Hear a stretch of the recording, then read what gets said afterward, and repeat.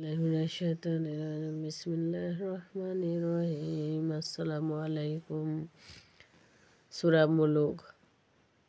অতি মহান ও শ্রেষ্ঠ তিনি, সর্বময়, কৃতজ্ঞ ও রাজত্ব যার হাতে, তিনি সব কিছুর ওপর ক্ষমতাবান, যিনি সৃষ্টি করেছেন মরণ ও জীবন যাতে তোমাদেরকে পরীক্ষা করে আমলের দিক দিয়ে তোমাদের মধ্যে কোনো ব্যক্তি সর্বোত্তম। তিনি একদিকে যেমন মহাশক্তিধর, আবার অন্যদিকে অতি ক্ষমাশীল, যিনি সৃষ্টি করেছেন সাত আসমান, একটির উপর আরেকটি। তোমরা মহাদয়াময় সৃষ্টিকর্মে কোনরূপ অসামঞ্জস্য দেখতে পাবে না। তোমরা আবার দৃষ্টি ফিরিয়ে দেখো, কোনো দুষ্ত্রুটি দেখতে পাও কি? অতঃপর তোমরা বারবার দৃষ্টি ফিরিয়ে দেখো, ক্লান্ত, শান্ত, ব্যর্থ হয়ে দৃষ্টি তোমার দিকে ফিরিয়ে আসবে। আমি নিকটবর্তী আকাশকে প্রদীপমালা দিয়ে সুসজ্জিত করেছি আর শয়তানকে দাঁড়িয়ে দেওয়ার জন্য এবং প্রস্তুত করে রেখেছি জ্বলন্ত আগুনের শাস্তি। যারা তাদের প্রতিপালকের অস্বীকার করে তাদের জন্য আছে জাহান্নামের শাস্তি, কতই না নিকৃষ্ট সে প্রত্যাবর্তন। তাদেরকে যখন তাতে নিক্ষেপ করা হবে তখন তারা জাহান্নামের শ্বাস গ্রহণের ভয়াবহ গর্জন শুনতে পাবে, আর তা হবে উত্তোলিত ক্রোধে আকাশে জাহান্নাম ফেটে পড়ার উপক্রম হবে। যখনই কোনো দলকে তাতে ফেলা হবে তখন তার রক্ষীরা তাদেরকে জিজ্ঞেস করবে, তোমাদের কাছে কি কোনো সতর্ককারী আসেনি?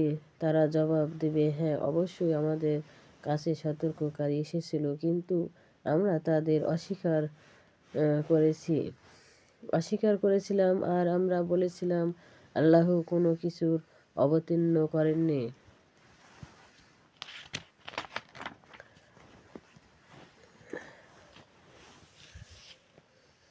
তোমরা তো ঘোর বিভ্রান্তির পড়ে আছে। তারা আরো বলবে, আমরা যদি শুনতাম অথবা বুঝতাম তাহলে আমরা জ্বলন্ত আগুনের বাসিন্দাদের মধ্যে সামিল হতাম না।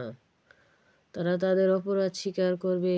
অতঃপর দূর হোক জাহান্নামের অধিবাসীরা, যারা তাদের প্রতিপালককে না দেখে ভয় করে। তাদের জন্য আছে ক্ষমা আর মহা পুরস্কার।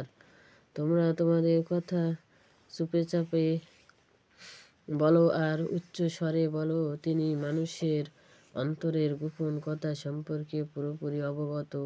তিনি সৃষ্টি করেছেন, তিনি কি জানেন না? তিনি অতি সূক্ষ্মদর্শী। ওয়াকি আলফা, তিনি তোমাদের জন্য যৌবনে তোমাদের ইচ্ছার অধীনে করে দিলেন, কাজেই তোমরা তার বুকের উপর দিয়ে চলাচল করো আর আল্লাহর দোয়া জিকির করো। বুকের উপর হতে আহার করো, পুনরায় জীবিত হয়ে তার কাছে যেতে হবে। তোমরা কি তোমাদেরকে নিরাপদ মনে করে নিয়েছ যে যিনি আকাশে আছেন তিনি তোমাদেরকে জমিনে বিধ্বস্ত করে দিবেন না যখন তা হঠাৎ থরথর করে কাঁপতে থাকবে? কিংবা তোমরা কি নিরাপদ হয়ে গেছো যে যিনি আকাশে আছেন তিনি তোমাদের উপর পাথর বর্ষণকারী ঝোড়ো হাওয়া পাঠাবেন না, যাতে তোমরা জানতে পারবে না যে কেমন ভয়ানক ছিল আমার সতর্ক বাণী। তাদের আগের লোকেরাও আমার সতর্ক বাণী প্রত্যাখ্যান করেছিল, ফলে কেমন কঠোর হয়েছিল আমার শাস্তি। তারা কি তাদের উপর দিকে পাখিগুলোর প্রতি লক্ষ্য করে না, যারা ডানা মেলে দেয় আবার গুটিয়ে নেয়? দয়াময় ছাড়া অন্য কেউই তাদের উপর ধরে রাখে না। তিনি সব কিছুর সমক্ষ দ্রষ্টা। দয়াময় ছাড়া কে তোমাদেরকে সাহায্য করবে তোমাদের সেনাবাহিনী হয়ে?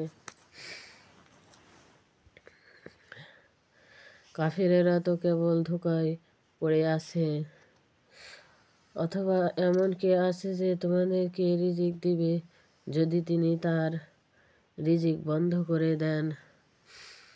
আসলে তারা অহমিকা ও অনীহায় ডুবে আছে যে লোক উপুড় হয়ে মুখের ভর করে চলে, সে কি অধিক সৎপথ প্রাপ্ত? না, সেই লোক সে সোজা হয়ে সরল সঠিক পথে চলে। বলে দাও, তিনি তোমাদের সৃষ্টি করেছেন আর তোমাদেরকে দিয়েছেন শোনার ও দেখার শক্তি আর অনন্তকরণ। তোমরা শুকর আদায় খুব অল্পই করে থাকো। বলে দাও, তিনি তোমাদেরকে জমিনে ছড়িয়ে দিয়েছেন আর তার কাছেই তোমাদেরকে সমবেত করা হবে। তারা বলে, তোমরা যদি সত্যবাদী হয়ে থাকো তাহলে বলো, কিয়ামত সংঘটিত হওয়ার ওয়াদা কখন বাস্তবায়িত হবে বলো। সে জ্ঞান তো কেবল আল্লাহর কাছেই আছে। আমি শুধু একজন স্পষ্ট সতর্ককারী।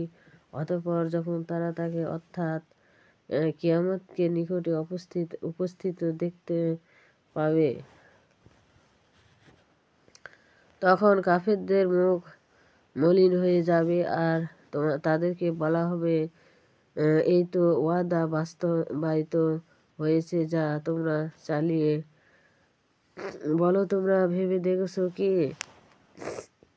আল্লাহ যদি আমাকে আর আমার সঙ্গী সাথীদেরকে ধ্বংস করে দেন অথবা আমাদের উপর দয়া করে, তাতেই তোমাদের লাভটা কি?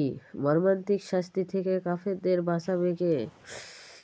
বলো, তিনিই দয়াময়। আমরা তার উপরে ঈমান রাখি আর তার উপরে নির্ভর করি। তোমরা শীঘ্রই জানতে পারবে কে সুস্পষ্ট গুমরাহিতে আছে আমরা তা তোমরা। বলো, তোমরা ভেবে দেখেছো কি, যদি তোমাদের পানি ভূগর্ভের তলদেশে চলে যায় তাহলে তোমাদেরকে কে এনে দিবে প্রবহমান পানি? আসসালামু আলাইকুম। ভিডিও যদি ভালো লাগে অবশ্যই সাবস্ক্রাইব করবেন এবং লাইক দিবেন। শুভ সকাল।